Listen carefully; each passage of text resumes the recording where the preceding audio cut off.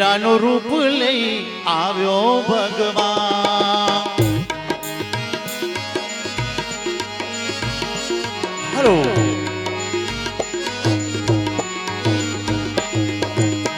જલા તારી ઝૂંપડીએ મોંઘો મહેમાન જોગીડાનું રૂપ લઈને આવ્યો ભગવાન.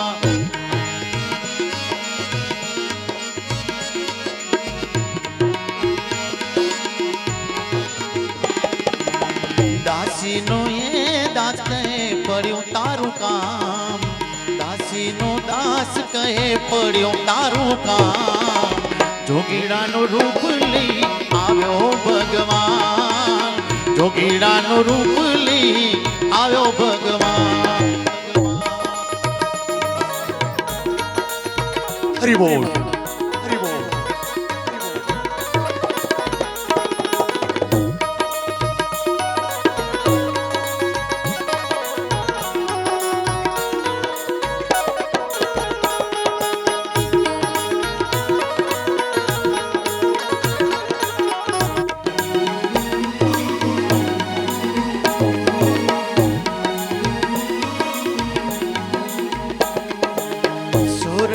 સ્વર્ગ ભૂમિ વીરપુર ગામ છે,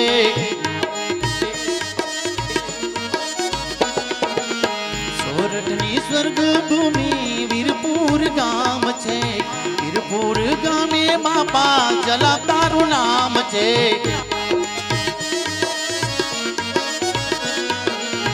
જોગીડાનું રૂપ લઈને, જોગીડાનું રૂપ લઈને આવ્યો ભગવાન. તારી ઝૂંપડીએ મોંઘો મહેમાન. જય જલારામ, જય જલારામ. જલા તારી ઝૂંપડીએ મોંઘો મહેમાન જોગીડાનું રૂપ લઈને આવ્યો ભગવાન.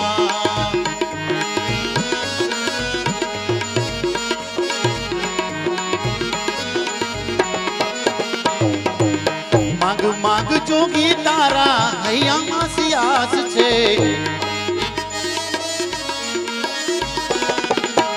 એવી અન્નપૂર્ણા કેરો મારા ગેરવાસ છે. ખાલી હાથ વાળું તો જાય મારા પ્રાણ, ખાલી હાથ વાળું તો જાય મારા પ્રાણ. જલા તારી ઝૂંપડીએ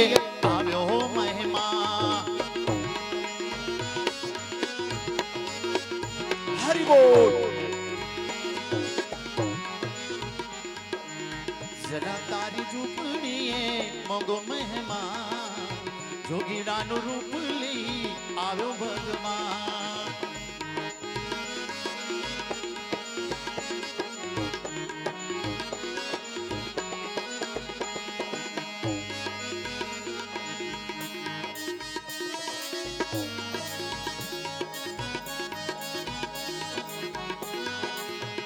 એ તારી એક એક પલ જાહે લાખની,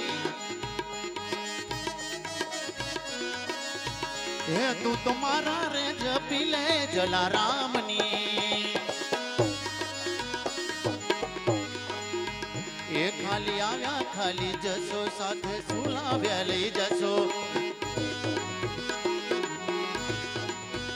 જીવન ધન્ય રે બનાવો ભક્તિ ભાવથી, જીવન ધન્ય રે બનાવો ભક્તિ ભાવથી. તું તો મારા રે જપી લે જલારામની.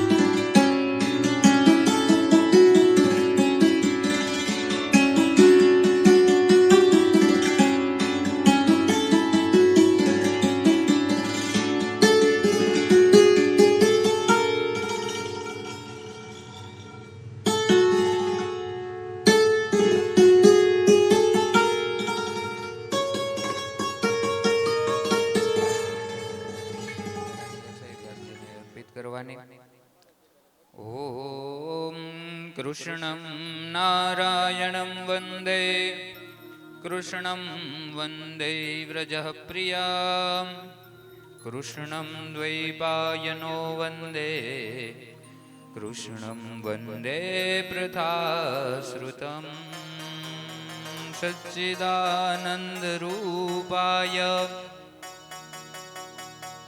विश्वोत्पत्त्यादिहेतवे तापत्रयविनाशाय श्रीकृष्णाय वयं नुमः। वासतां वासुदेवस्य वासितं भुवनः त्रयम् सर्वभूतनिवासोऽसि वासुदेव नमोऽस्तुते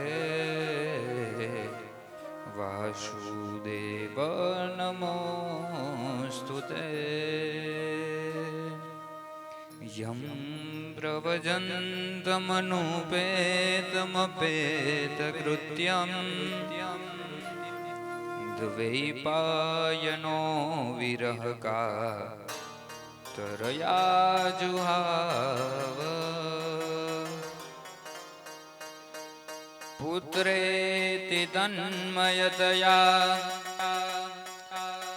करवोऽभिनेदु स्तं सर्वभूतहृदयं मुनिमानतोऽस्मि स्तं सर्वभूतहृदयं मुनिमानतोऽस्मि।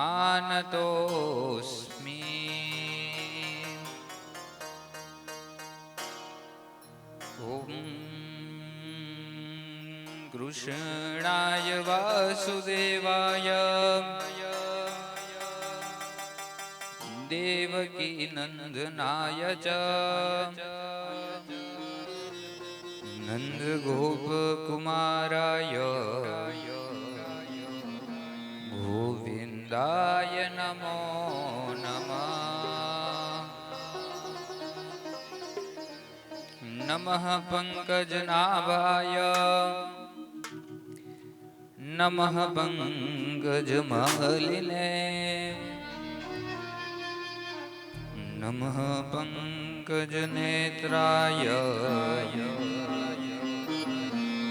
नमस्ते पङ्कजाङ्घ्रये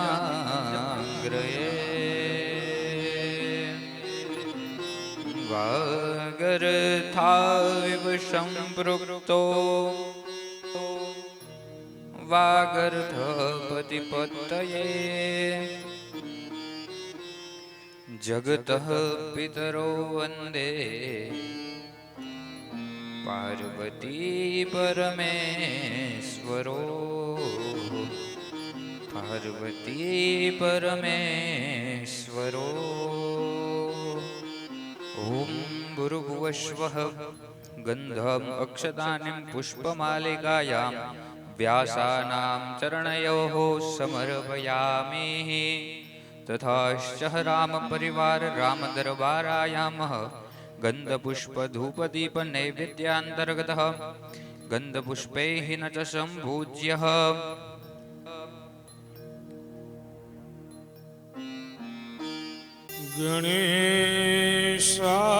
गणेशाय नमः। श्री सरस्वत्यै महासरस्वत्यै नमः। माता पिता चरण कमलेभ्यो नमः।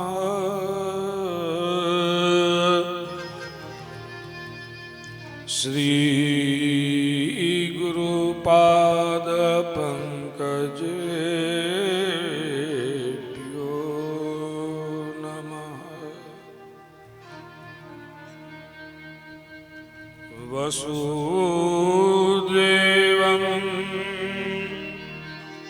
સુતં દેવં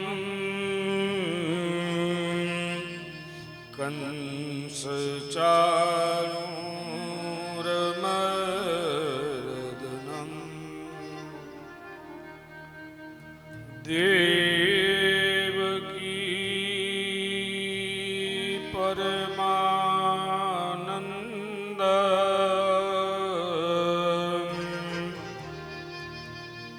શ્રી કૃષ્ણં વંદે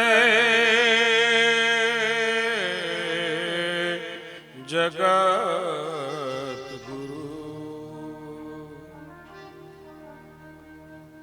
ગુરુ બ્રહ્મા ગુરુ વિષ્ણુ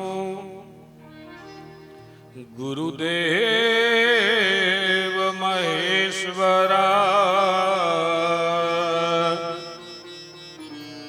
ગુરુ સાક્ષાત પરમ બ્રહ્મા તસ્મૈ શ્રી ગુરુવે નમઃ ધ્યાનમૂલં ગુરુમૂર્તિ પૂજામૂલં ગુરુપદં મંત્રમૂલં ગુરુવાક્યં મોક્ષમૂલં ગુરુકૃપા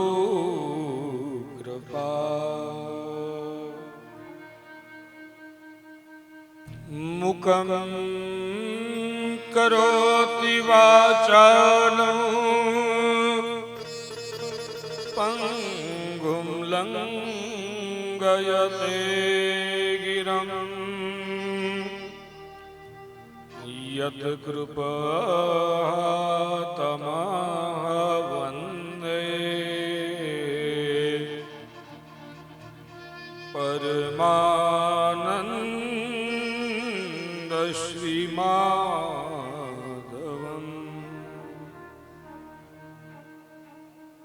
સચ્ચિદાનંદ રૂપાય વિશ્વોત્પત્યાદિહેતવે તાપત્રય વિનાશાય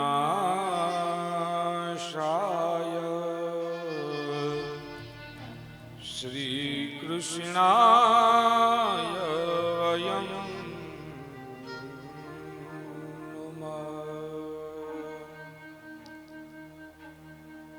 યા દેવી સર્વભૂતેષુ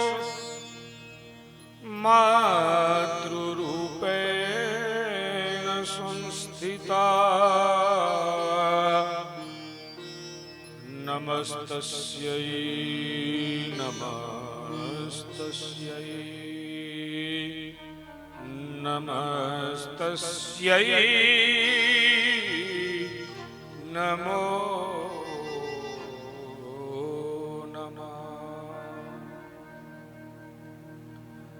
મૃત્યુંજય મહાદેવ ત્રાહિ માં શરણાગતં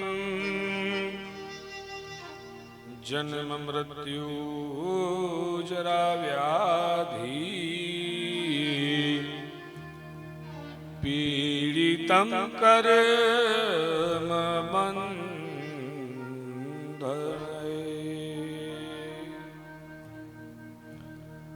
નમોસ્તુ તે વ્યાસ વિશાલ બુદ્ધે ફુલારવિંદા યતપત્ર નેત્ર યેન ત્વયા ભારત તૈલ પૂર્ણ પ્રજ્વાલિતો જ્ઞાનમય પ્રદીપ્ત પ્રજ્વાલિતો જ્ઞાનમય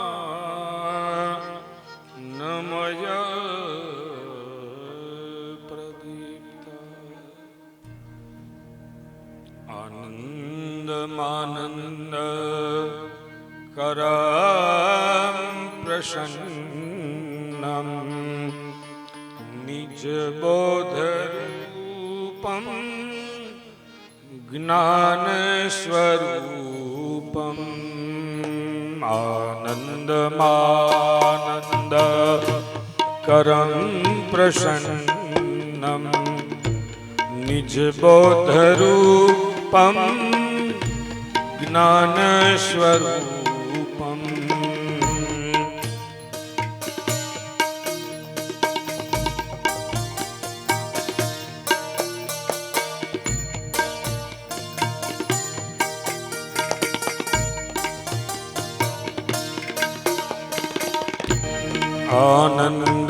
આનંદમાનંદ કરમ પ્રસન્ન નિજ બોધરૂપમ જ્ઞાન સ્વરૂપમ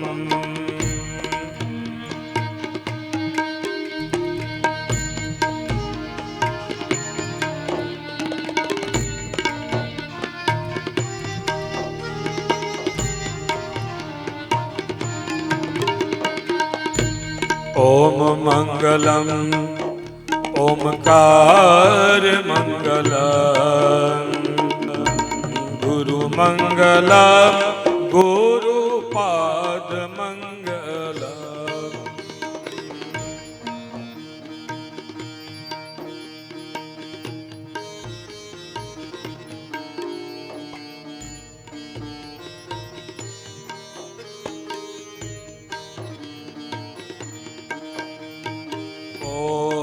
મંગલમ ઓમકાર મંગલમ ગુરુ મંગલમ ગુરુપાદ મંગલમ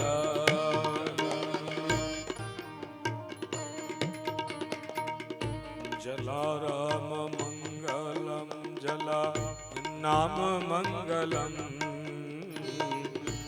જલારામ મંગલમ જલારામ મંગલમ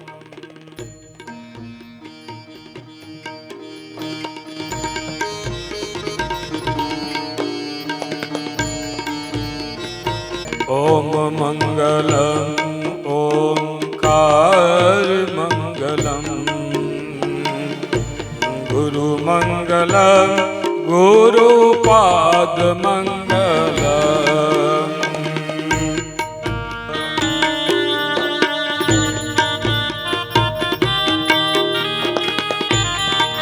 ઓમ મંગલમ ઓમકાર મંગલમ ગુરુ મંગલમ ગુરુપાદ મંગલમ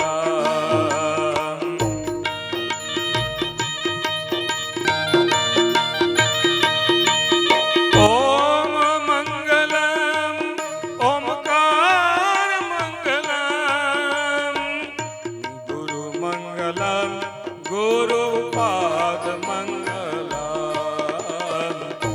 ગુરુ મંગલમ ગુરુપાદ મંગલમ ગુરુ મંગલમ ગુરુપાદ મંગલમ ગુરુ મંગલમ ગુરુપાદ મંગલમ સદગુરુદેવ કી સંત શ્રી જલારામ બાપા કી શ્રી દરિયાલાલ કી સનાતન ધર્મ કી ઓમ નમઃ પાર્વતી પતये હર હર મહાદેવ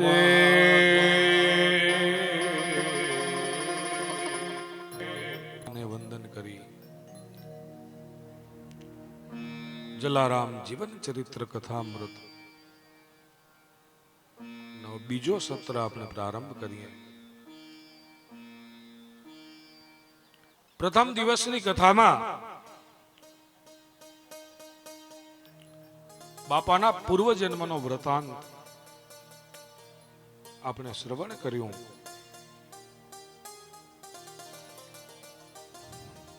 ગત જન્મમાં ઝાલા નામે જન્મ લઈ અને ભાઈઓના હાથે બ્રહ્મ હત્યા થઈ એના પ્રાયશ્ચિત સ્વરૂપે કે મારા લીધે આ એક બ્રાહ્મણની હત્યા થઈ,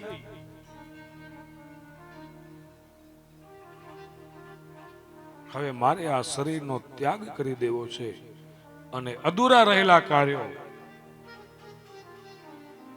પુનઃ વીરપુરમાં જન્મ લઈ અને હું પૂર્ણ કરીશ.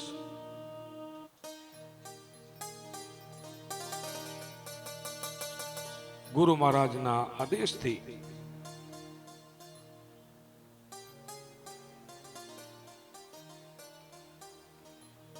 બાપા ઝાલા નામે અવતર્યા હતા. ત્યાંની લીલા સમાપન કરી બ્રહ્મ હત્યાના દોષમાંથી મુક્ત થવા માટે જીવંત સમાધિ લીધી અને દેહનો ત્યાગ કર્યો.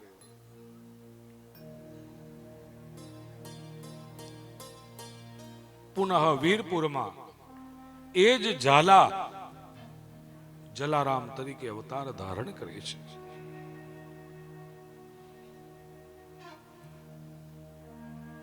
વીરપુર એટલે શું?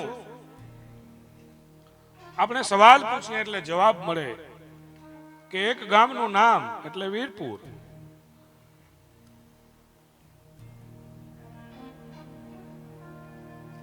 વીરપુરની ઓળખ એટલે જલારામ બાપાનું વિશ્વ વિખ્યાત મંદિર.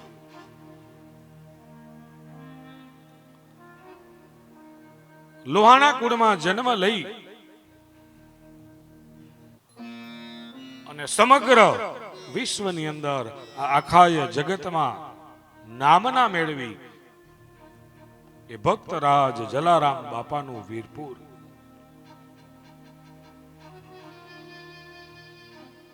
પાવન પવિત્ર ભૂમિની એક ઓળખ થઈ ગઈ છે. એ ઓળખ એટલે જલારામ બાપા. એ ઓળખ એટલે સન્નારી માતા વીરબાઈ.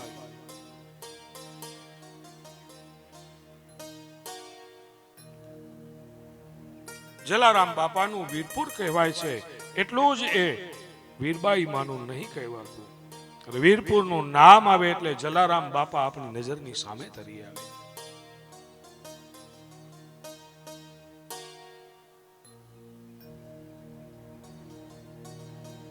આમ જાણે પ્રત્યક્ષ આપણી સામે ઉભા હોય એવી પ્રતીતિ થાય. સમગ્ર ગુજરાતમાં અને ગુજરાતની સાથે સમગ્ર વિશ્વભરમાં વીરપુર જલારામ બાપાનું મંદિર સુપ્રસિદ્ધ છે. વીરપુર ગામ અને જલારામ બાપાનું ગામ કોઈ જાણતું ન હોય એવું બને જ નહીં. સગળું કાર્ય મારા રામ કરે છે. હું તો આ રામનો ટેલિયો છું.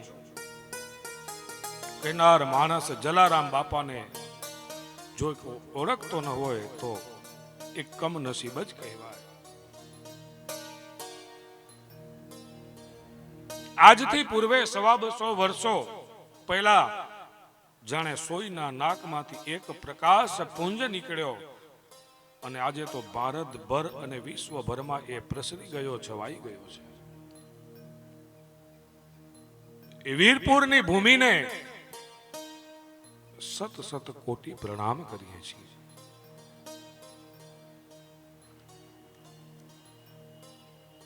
એ લોક હૈયે બિરાજેલા બાપા જલારામને કોટી કોટી વંદન કરીએ છીએ.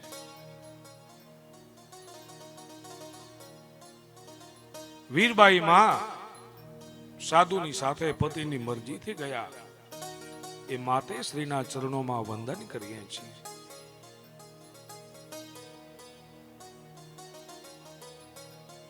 આજે આ બધી જ બાબતોને લઈ અને વીરપુર ખૂબ જ વખણાય. વીરપુર એટલે ગુજરાતભરના યાત્રાધામ, પવિત્ર ધામોમાં સ્થાન પામી ચૂક્યું છે.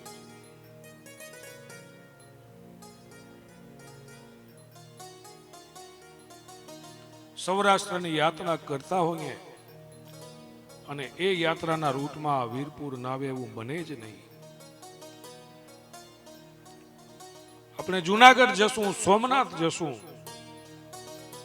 એટલે આપણી ગાડી વીરપુરનું પાટિયું જોઈને વળી જાય. આ બાપા પ્રત્યેની અનન્ય શ્રદ્ધા, બાપા પ્રત્યેનો અનન્ય ભાવ પ્રતીત કરે છે.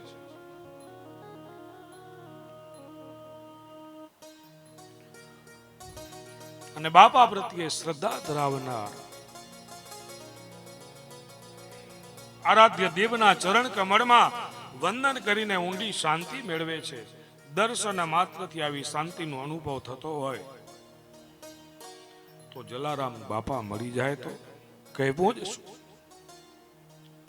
જો ભક્તમાં સાચી નિષ્ઠા, શ્રદ્ધા અને હૈયાનો ઉત્કંઠ, ઉમંગ, લાગણી, માગણી, સેવા અને પરમાર્થ ન જાણે કંઈ કેટલું હોય તો શ્રી હરિ જરૂર મળે છે.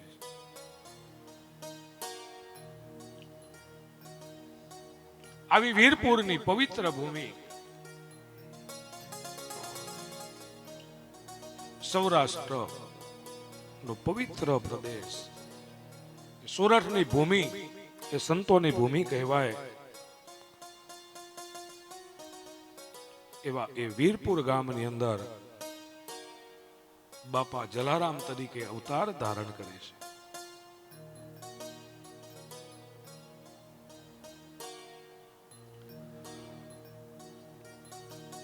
વીરપુર જવા માટે અનેક પ્રકારની સુવિધાઓ અને વ્યવસ્થાઓ મળી રહેશે અને ખૂબ જ સરળતાથી આપણે વીરપુર જઈ અને દર્શન કરી શકીએ છીએ.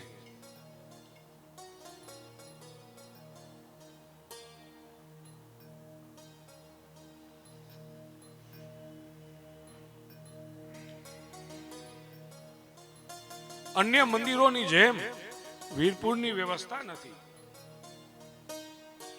અન્ય મંદિરોમાં આપણે જોઈએ કે દર્શન માટે દ્વાર ખુલતા જ દોડધામ મચી જાય, પણ બાપાનો મંદિર માં ક્યારે પણ તમને દોડધામ જોવા નહીં મળે.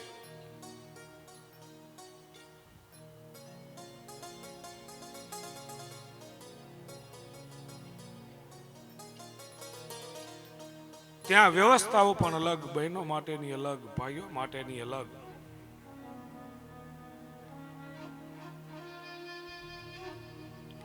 શ્રદ્ધાળુઓ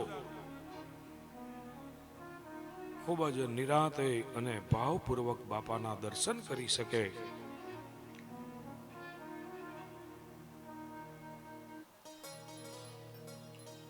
ઘણીવાર યાત્રાળુઓ બહુ હોય તો થોડી લાંબી કતારો હોય, પણ છતાંય દર્શન ખૂબ સરળતાથી થાય.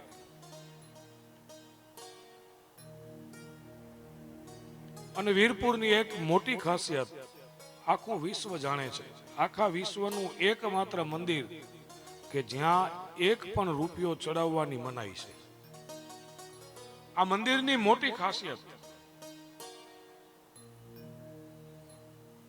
કોઈ ભેટ પૂજા નહીં, કોઈ પ્રસાદ શ્રીફળ પણ આપણે લઈ જઈએ તો સ્પર્શ કરાવીને પાછું આપી દે. બાપાના દર્શને આવતા ભક્તો બાપા સુધી પહોંચતા પહોંચતા નિરંતર બાપાનું સ્મરણ, જલારામ બાપાના આરાધ્ય અને ઈષ્ટ ભગવાન શ્રી રામનું સ્મરણ કરે છે. જય રામ જય રામ જય જલારામ, જય રામ જય રામ જય જલારામ.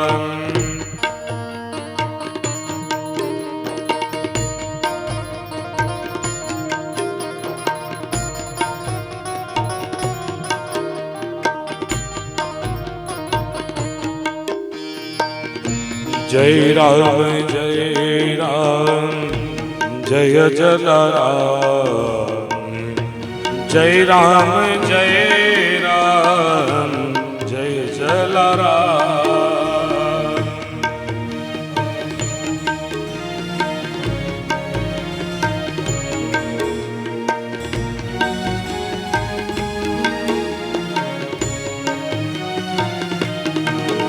બાપાના દરેક પ્રદેશનો દરેક વિસ્તારનો વ્યક્તિ બાપા સુધી પહોંચે ત્યાં સુધી અવિરત માત્ર ને માત્ર બાપાનું સ્મરણ અને બાપાના આરાધ્ય ભગવાન શ્રી રામનો નિરંતર સ્મરણ કરે છે.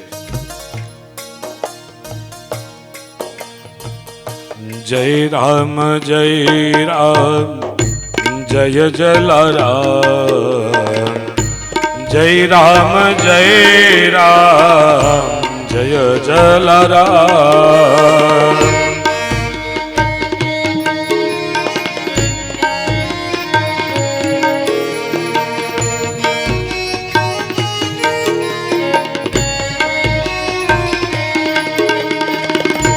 જય રામ જય રામ જય જલારામ જય રામ જય રામ જય જલારામ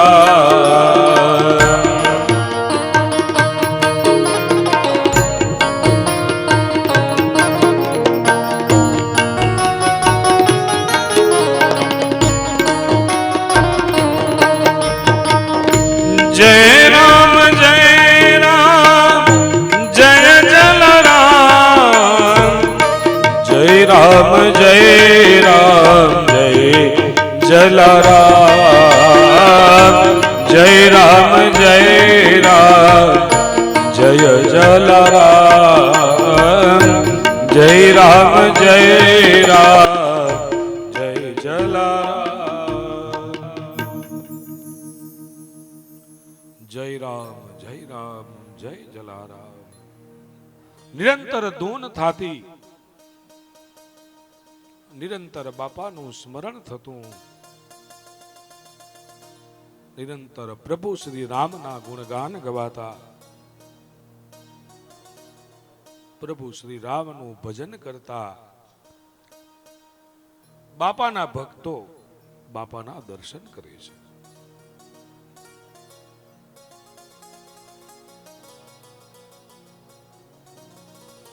બાપાના મંદિરે દરરોજ 2 આરતીઓ થાય છે. એક સવારે 6:30 વાગે અને બીજી આરતી સાંજે 7 વાગે. આ દરમિયાન મંદિરમાં ફેલાતા ધૂપની સુવાસ એ સૌરભ મનને ખૂબ જ પ્રસન્ન કરે છે. પ્રભુની સમક્ષ એક ખેંચાણ ઊભું કરે છે. તાલબદ્ધ રીતે વાગતા ડંકા નિશાન હૈયાના તરેતરમાં ભક્તિનો લય ભરી નાખે છે. ભક્તોને થાય છે કે હાસ બાપાએ આજે અમારી આશાઓમાં રંગ ભર્યા છે.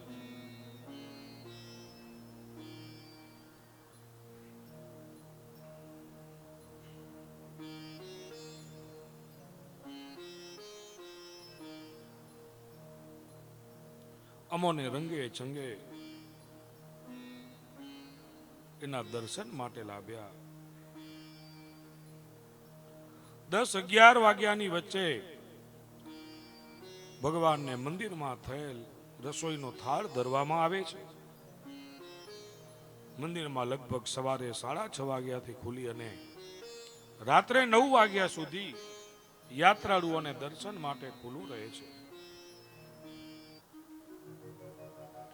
મંદિર બંધ થઈ ગયા પછી કોઈ અન્ય પ્રવૃત્તિ થતી નથી. ભજન કીર્તન ગરબા કે કથા વાર્તા એ દિવસની વાત જુદી છે. બાકી 9:30 મંદિર બંધ થઈ જાય. મધ્યાહને 1 થી 4 વાગ્યા સુધી મંદિરમાં વિરામ હોય. બાકીના સમયે નિરંતર મંદિર ખુલ્લું રહે છે. દર વર્ષે કારતક સુદ સપ્તમીના જલારામ જયંતીનો ઉત્સવ ઉજવાય. એ મંદિરનો સૌથી મોટો ઉત્સવ મનાય છે. આ દિવસે સ્થાનિક તેમજ આજુબાજુના વિસ્તારમાંથી થોકબંધ માનવીઓ પોતાના પૂજ્ય બાપાના દર્શનની ઝાંખી કરવા માટે ઉતરી પડે છે. ઉત્સવ ભલે એક દિવસનો હોય પણ એની તૈયારીઓ તો પૂર્વેના અનેક દિવસોથી ચાલતી હોય.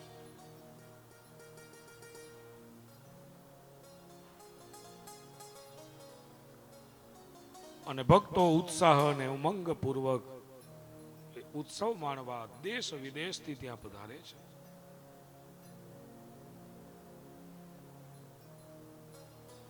બાપાએ વર્ષો પહેલા વાવેલો પીપળો આજે તો જાણે રંગ લાવી રહ્યો હોય એમ લાગે. નાનકડા છોડમાંથી એક ઘેગુર ઘટાસમો બનેલો આ પીપળો આકર્ષણનું કેન્દ્ર છે.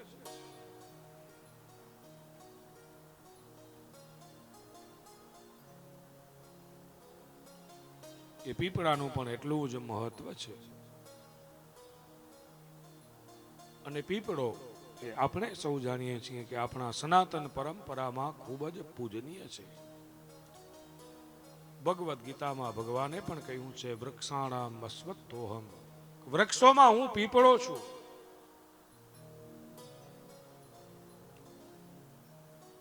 પીપળો આપણને નિરંતર ઓક્સિજન પ્રદાન કરે છે. એટલે એની પૂજા, એની અર્ચના, એને જળ આપવું, એને આપણા ધર્મ સાથે વણવામાં આવ્યો કે આ એકમાત્ર એવું વૃક્ષ છે જે 24 કલાક આપણને ઓક્સિજન પૂરું પાડે. અને વૃક્ષોમાં હું પીપળો છું એવું ભગવાન શ્રી કૃષ્ણએ સ્વયં સ્વીકાર્યું. એટલે પીપળો પૂજનીય છે.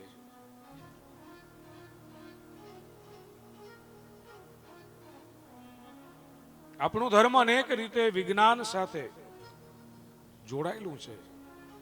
એમ કહી શકાય કે સનાતન ધર્મની ક્રિયાઓ થકી વિજ્ઞાન છે. દરેક ક્રિયા, દરેક પૂજા નો ક્યાંક ને ક્યાંક કોઈક ને કોઈક રીતે વૈજ્ઞાનિક સિદ્ધાંત છે. પણ આપણે વૈજ્ઞાનિક સિદ્ધાંતને ન સમજતા ઘણી વખત આપણે પોતે જ આપણી ધાર્મિક પૂજા પદ્ધતિની ટીકા ટિપ્પણી કરતા હોઈએ.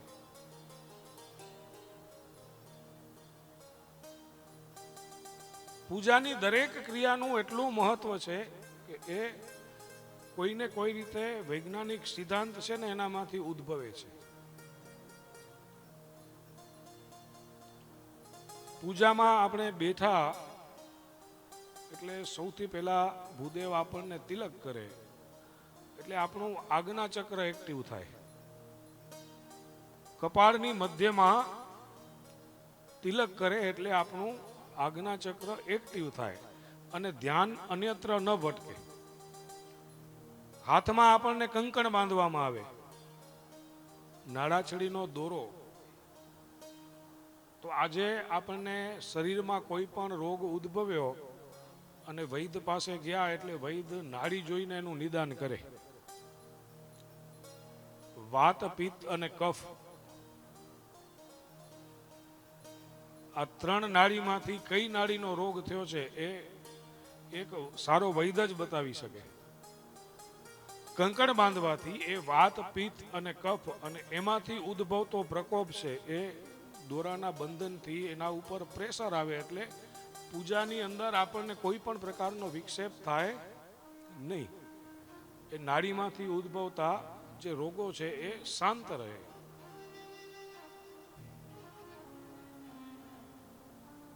યજ્ઞ યાગાદી કર્મ આમ તો આપણે બધાએ તમામ હિન્દુઓએ જનોઈ ફરજિયાત પહેરવી જોઈએ.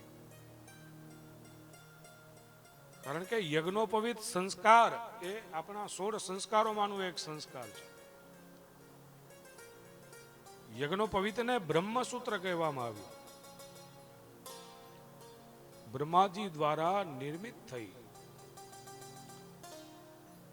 અને આપણા રક્ષણાર્થે એ જનોઈ આપણે પહેરવી જોઈએ. આમ તો 16 વર્ષની વય એટલે બહુ થઈ ગઈ. 16 વર્ષ પછી યજ્ઞોપવિત સંસ્કાર કરીએ એટલે વાર્ત્ય દોષ લાગુ પડે. 16મા વર્ષ સુધી મોડામાં મોડો યજ્ઞોપવિત સંસ્કાર થઈ જવો જોઈએ. પણ આપણે એ ધીમે ધીમે કે આપણે એ જનોઈ તો પાંકે જરૂર ન, બ્રાહ્મણ પહેરીએ. આપણે બધું અર્પણ કરી દીધું ભૂદેવોને. તિલક બ્રાહ્મણ કરે, શિખા બ્રાહ્મણ રાખે. શિખા, સૂત્ર અને તિલક આ 3 આપણી સનાતન પરંપરાની નિશાનીઓ છે. જનોઈ ન હોય, કપાળ કોરું, તિલક નથી, તો એને ઓળખવો કેમ કે આ હિન્દુ છે કે અન્ય ધર્મનો છે? એની ઓળખ શું? તો આપણી સંસ્કૃતિ, આપણી પરંપરાઓ આપણે ન ભૂલવી જોઈએ. કારણ કે જે યજ્ઞોપવિત ભલે નાની ઉંમરમાં પહેરી, હવે તો અત્યારે એવું કલ્ચર થઈ ગયું કે લગ્નમાં જ જનોઈ આપી દેવાની. તો એ નિર્તર્ક છે. એક વેઠ ઉતારવા પૂરતું કહી શકાય એને કે કરવા ખાતર કર્યું. પણ જ્યાં સુધી આપણે એના મહત્વ, એના વૈજ્ઞાનિક સિદ્ધાંતો આપણે એકમાત્ર ધાર્મિક દ્રષ્ટિથી જોઈએ છીએ, પણ આપણે ક્યારે એને સમજવાના પ્રયત્નો ન કર્યા કે યજ્ઞોપવિત આપણે પહેરીએ શા માટે. અને બધેના મોઢે એક જ જવાબ હોય કે અમે સંસારી છીએ, અમે એના નિયમ પાડી શકીએ નહીં. તો આપણા ભૂદેવો પણ બધા સંસારી છે.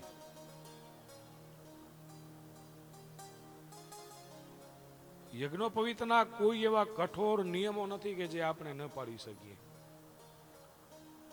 યજ્ઞોપવિત નો એક સામાન્ય નિયમ કે આપણે લઘુ શંકા માટે ગયા તો એને કાન ઉપર જનોઈને ચડાવવી. તો એ નિયમનું કારણ શું કે પેલા એ તમામ વ્યવસ્થાઓ છે એ ઘરની બારે હતી. અને જનોઈ આપણે પહેરતા, એ જનોઈની લંબાઈ છે ને ઘૂંટણ સુધીની રહેતી, એટલી લાંબી જનોઈ પહેરાતી. તો એ જનોઈને અપવિત્રતા ન લાગે માટે એને કાન ઉપર ચડાવવી, એટલે જનોઈ છે એ ઊંચી થઈ જાય, એને ક્યાંય અપવિત્રતા સ્પર્શે નહીં. આ એનો ધાર્મિક કારણ. બીજું કારણ કે જનોઈને જમણા કાને આપણે ચડાવી એટલે આયુર્વેદ એવું કહે છે કે ત્યાંથી એક લંબિકા નામની નાડી પસાર થાય, અને જેના કારણે એ જનોઈધારી વ્યક્તિને ભવિષ્યમાં ક્યારે પ્રોસ્ટેટને લગતી તકલીફ ન થાય.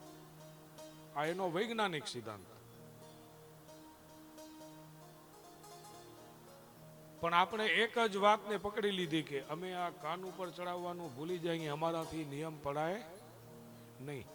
પણ ધાર્મિક અને વૈજ્ઞાનિક આ બંને સિદ્ધાંતો તમને સમજાવ્યા પછી જનોઈનું કદ પણ ઘટ્યું અને આપણું કદ પણ ઘટ્યું, હાઈટ.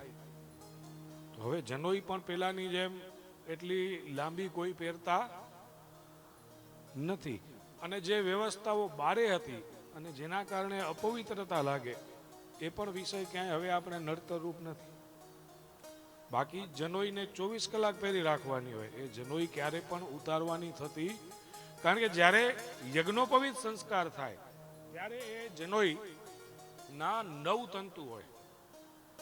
એટલે આમ 3 તંતુ આપણે મુખ્ય દેખાય, પણ એ એક તંતુ છે ને એ 9 દોરા સાથે મળીને એક તંતુ આખો એનો બને.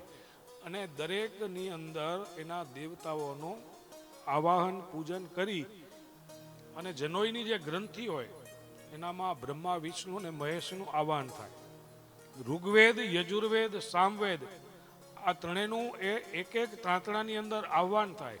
અને અથર્વવેદ ગ્રંથો નેસામી એવું આપણા શાસ્ત્રોએ કહ્યું. જનોઈની ગ્રંથિમાં અથર્વવેદનું પૂજન થાય.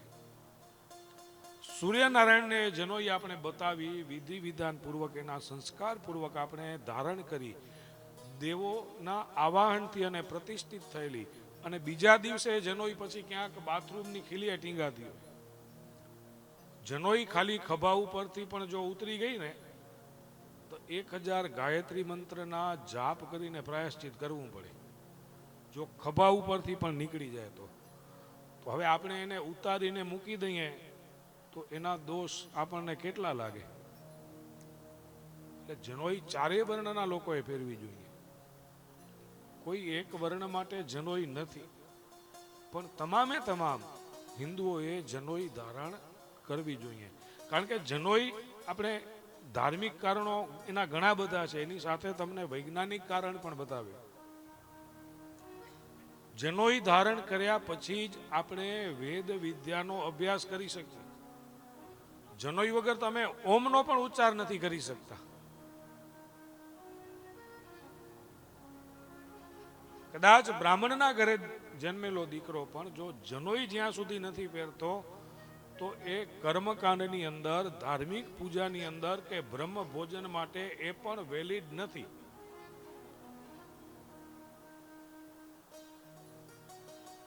સ્મૃતિ ગ્રંથોએ કહ્યું, જન્મતા જાયતે શુદ્રો સંસ્કારાદ દ્વિજ ઉચ્યતે. જનોઈ ધારણ કર્યા પછી જ તમને ને મને દ્વિજત્વની પ્રાપ્તિ થાય. આપણા વૈદિક અનુષ્ઠાનો, વૈદિક યજ્ઞો, શ્રાદ્ધ કર્મ એ જનોઈ વિના બધાય નિરર્થક છે, વ્યર્થ જાય છે.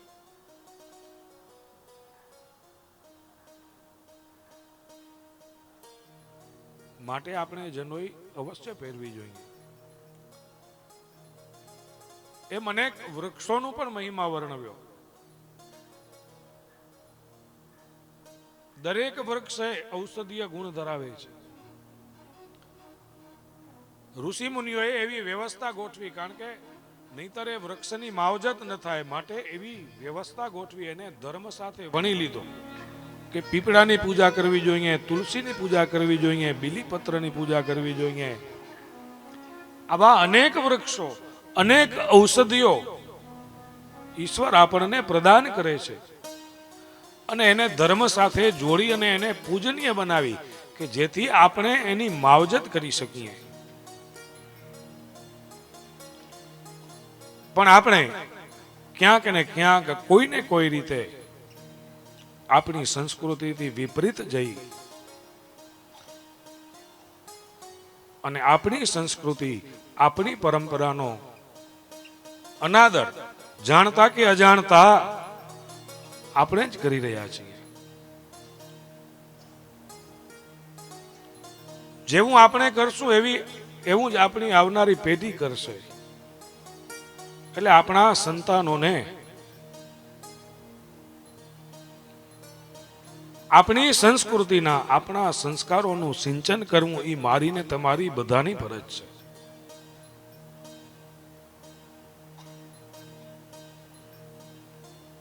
એટલે આપણા દીકરાઓને, આપણી દીકરીઓને આપણા ધર્મનું પ્રશિક્ષણ,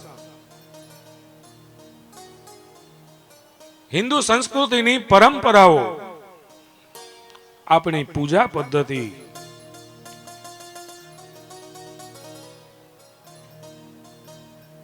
એનાથી જરૂર એને આપણે અવગત કરાવવા જોઈએ.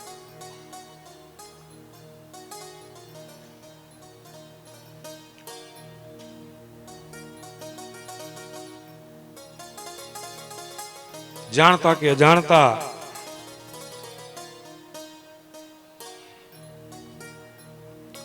આપણે આપણા ધર્મની હાનિ કરી રહ્યા છીએ.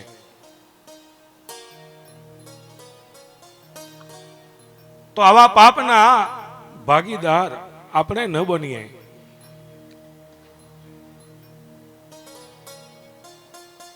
એના માટે આપણે બધાએ આગળ આવીએ, સાથે મળી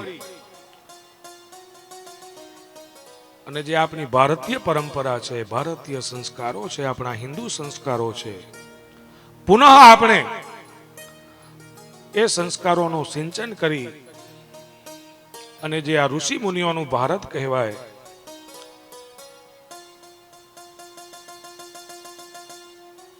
અને વિશ્વગુરુ ભારત, ભૂતકાળમાં જે આપણું આ દેશ સમગ્ર વિશ્વનું નેતૃત્વ કરતું, ફરી પાછા આપણે એ દિશા તરફ આગળ વધી રહ્યા છીએ, ત્યારે એમાં બધાને આહુતિ આપવી પડશે. આપણા વિવિધ સંગઠનો, વિવિધ સમાજના આગેવાનો આવા કાર્યો માટે આગળ આવે છે, પણ એમની સાથે આપણે જોડાશું અને આપણે પણ એમાં કંઈક ને કંઈક આહુતિ આપશું તો આપણું જે સ્વપ્ન છે કે ભારત વિશ્વગુરુ હતો એ ફરી એ દિશામાં આગળ વધી અને ભારતને આપણે ફરી વિશ્વગુરુ બનાવીએ. આપણે ધર્મની હાનિ આપણા હાથે ન પહોંચાડીએ, પછી આપણે દોષ આપીએ બીજાને, પણ આપણે આપણી લીટી ટૂંકી કરીએ છીએ હાથે કરીને. આપણે આપણી લીટી આપણા સંસ્કારોનું જતન કરીને લાંબી કરવાની છે.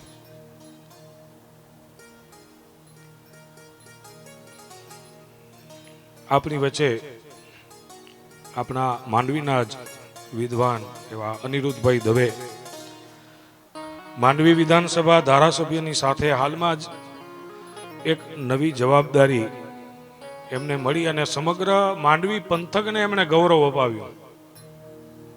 ગુજરાત પ્રદેશ ભાજપાના મહામંત્રી તરીકે હાલમાં જ ભાઈની વરણી થઈ છે. 25 વર્ષ પછી આપણે માંડવીને આટલું મોટું નેતૃત્વ પાછું પ્રાપ્ત થયું છે, એ આપણા બધા માટે ગૌરવની વાત કહેવાય. આપણી વચ્ચે ઉપસ્થિત થયા છે ત્યારે નિઃશુલ્ક જલારામ ટિફિન સેવા વતીથી આપણે એમનું હાર્દિક સ્વાગત કરીએ છીએ. અને એ પણ હંમેશા કંઈક ને કંઈક પ્રેરણા આપતા હોય છે. આટલી મોટી જવાબદારી, સમગ્ર ગુજરાતનું પરિભ્રમણ, પેલા તો માંડવી અને મુંદ્રાની જ દોડ હતી, પણ હવે તો સમગ્ર ગુજરાત, અને એમાંય ગૌરવની વાત કે વિશેષ જવાબદારી.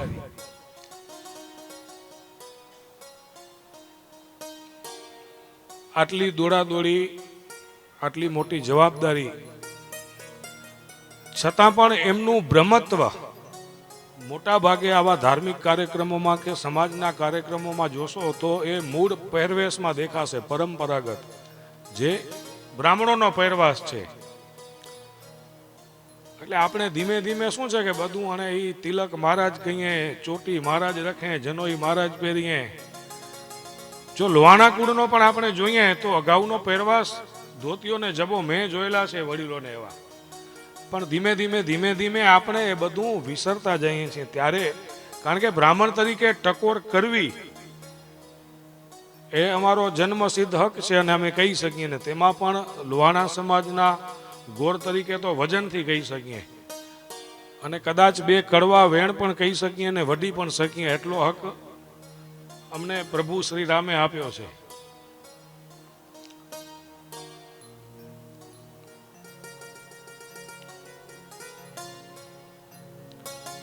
અનિરુદ્ધભાઈ પધાર્યા છે. આજે શિવરાત્રીનો પર્વ છે, ઘણા બધા કાર્યક્રમો પણ હોય, એટલે સમિતિના સભ્યોને કહીશ કે એમનું સ્વાગત સન્માન.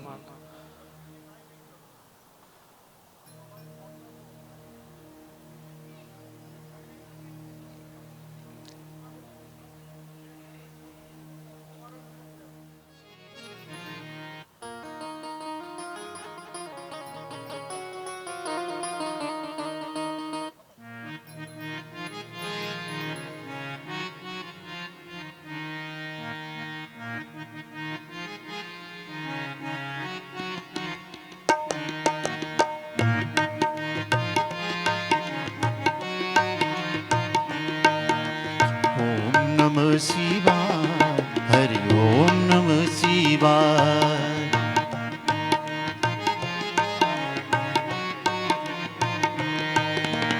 ઓમ નમઃ શિવાય, ઓમ નમઃ શિવાય, ઓમ નમઃ શિવાય, ઓમ નમઃ શિવાય, ઓમ નમઃ શિવાય, હરિ ઓમ નમઃ શિવાય.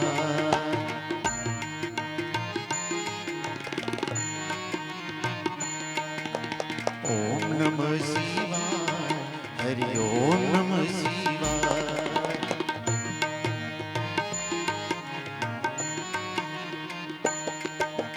ઓમ નમઃ શિવાય, હરિ ઓમ નમઃ શિવાય.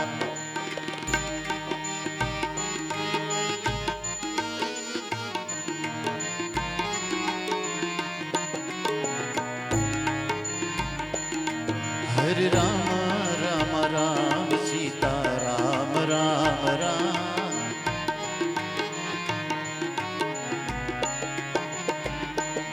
હરે રામ રામ રામ જલા રામ રામ રામ.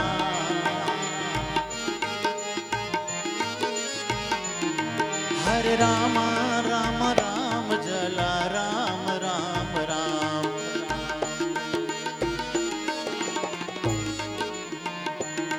હરે રામ રામ રામ સીતા રામ રામ રામ.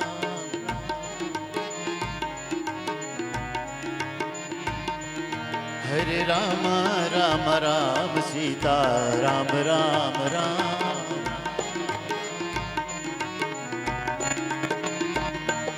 હરે રામ રામ રામ સીતા રામ રામ રામ.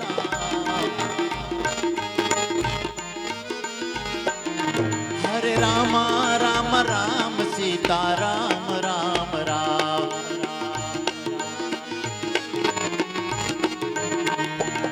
હરે રામ રામ રામ સીતા રામ રામ રામ.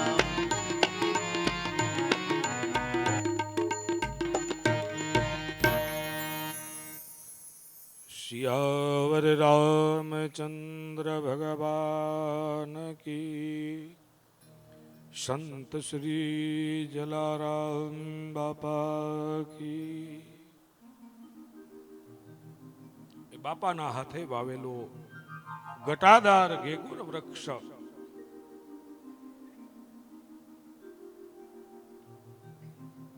જેની સૌ ત્યાંના નિવાસીઓ ખૂબ માવજત કરે છે, આજે એક વિશાળ અને ગેગુર વૃક્ષ બની ગયું છે.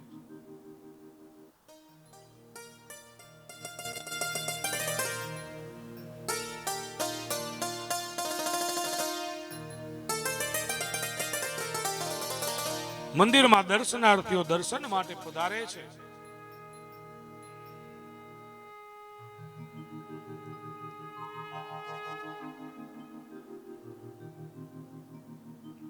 મંદિરના પાસેના ભાગમાં ચરવો પડેલા છે, જેમાં બાપાના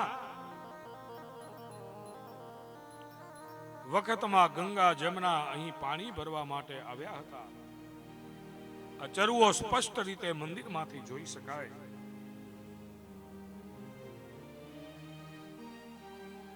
મંદિરની અંદર દરવાજાની પાસે ઘંટી છે. બાપાના વખતની જ્યાં બેસી અને એક કાળે તેઓ ભક્તોને મંદિરે આવેલા માણસો સાધુ સંતો માટે લોટ દળવા બેસતા હતા. એ ઘંટીના દર્શન થાય છે.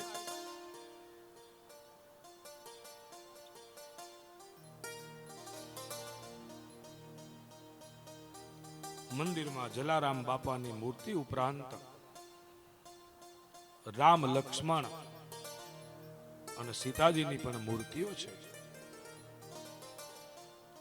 બહાર બે નાનકડા મંદિરો છે.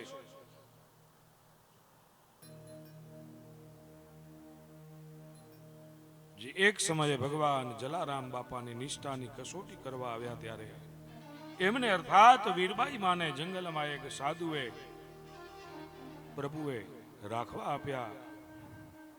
એ તો આજે પૂજાનું પ્રતીક બની ગયા. રોજ આવતા ને એની પાછળની કથાને યાદ કરતા ભક્તો એના દર્શન કરીને ધન્યતા અનુભવે છે. વર્ષો પહેલા આપેલા એ ધોકા અને જોડીની આજે પણ મંદિરમાં નિયમિત પૂજા અર્ચના થાય છે.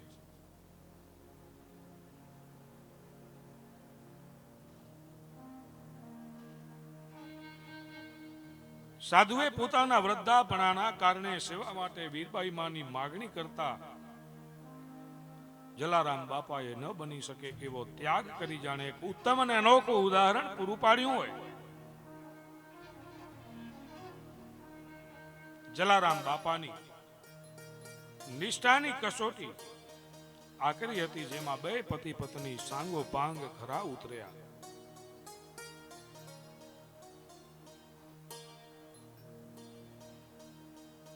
ભગવાનને અર્પણ કર્યા પછી જલારામ બાપાએ એમને કદી એ પત્ની તરીકે નહીં પણ એક દેવી તરીકે જ સ્વીકાર્યા હતા.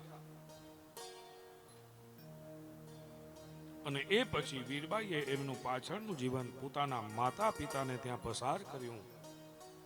દરમિયાન જલારામે એમની કોઈ પણ વસ્તુ સ્વીકારી ન હતી અને જલારામના જીવન સાથે સંકળાયેલા વીરબાઈ માના નામનું મંદિરમાં જાણે કશું જ નથી.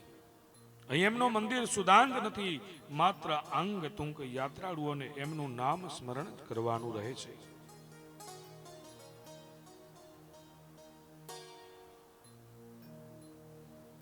વીરબાઈ માની ચીર વિદાય અર્થાત જ્યાં સમાધિ ગણો કે અંતસ્તર ગણો એ ત્રિવેણી સંગમ નામના સ્થળે આવેલ છે, જે વીરપુરથી લગભગ 2 કિલોમીટરના અંતરે આવેલું છે.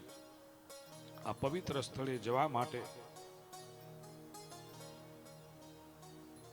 વ્યવસ્થાઓ પણ છે. યાત્રાળુઓ એ સ્થળની મુલાકાત અવશ્ય લે છે.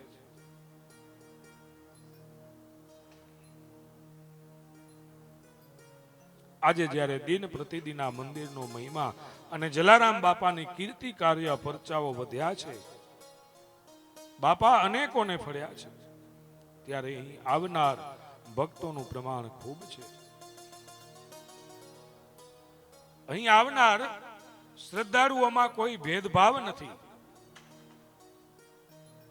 બાપાની નજર જાણે સૌ સમાન છે. કોઈ ઊંચ નહીં, કોઈ નીચ નહીં, કોઈ ગરીબ નહીં કે કોઈ અમીર નહીં.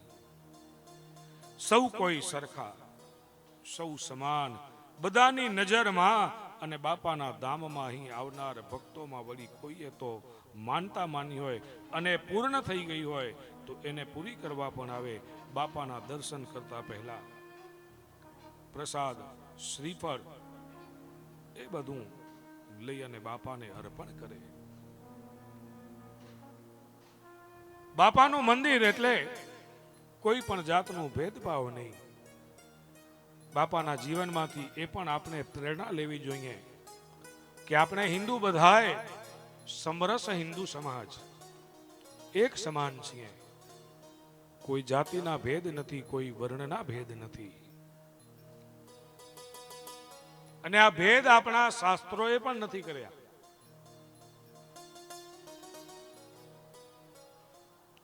જો ભગવદ્ ગીતા સાંભળીએ તો ભગવાન કૃષ્ણે કહ્યું ગુણ કર્મ વિભાજનમ ચાતુર્વર્ણમ સૃજામ્યહમ, કે ગુણ અને કર્મને અનુસરી અને આ 4 વર્ણ મેં બનાવ્યા છે. વેદોમાં જઈએ તો વિરાટ પુરુષની સ્તુતિ શુક્લ યજુર્વેદની અંદર પુરુષ સૂક્તમાં ભગવાન વિષ્ણુ એટલે કે વિરાટ નારાયણની સ્તુતિમાં કહ્યું બ્રાહ્મણોસ્ય મુખમાસિત બાહુ રાજન્ય કૃત ઉરુતદસ્ય યદ વૈશ્ય પદભ્યામ કુશુદ્રો અજાયત.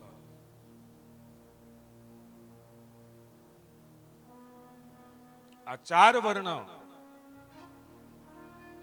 એ મારું સ્વરૂપ છે. આ 4 વર્ણ એ હું પોતે છું. ભગવાને એવી વ્યાખ્યા કરી વિરાટ સ્વરૂપની અંદર એવું કીધું કે બ્રાહ્મણોસ્ય મુખમાસિત, કે તમે જ્યારે પણ સારું બોલો છો, કોઈને સારું જ્ઞાન આપો છો તો એ મુખથી થાય તો એ મુખ છે એ બ્રાહ્મણ છે.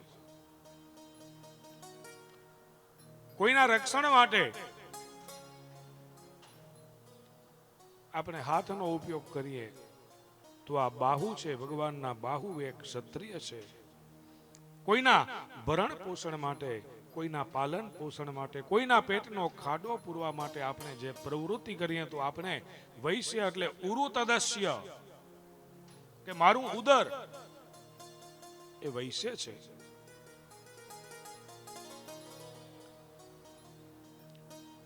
અને અંતિમ પંક્તિમાં કહ્યું પદભ્યામ ગુશુદ્રો અજહાયત,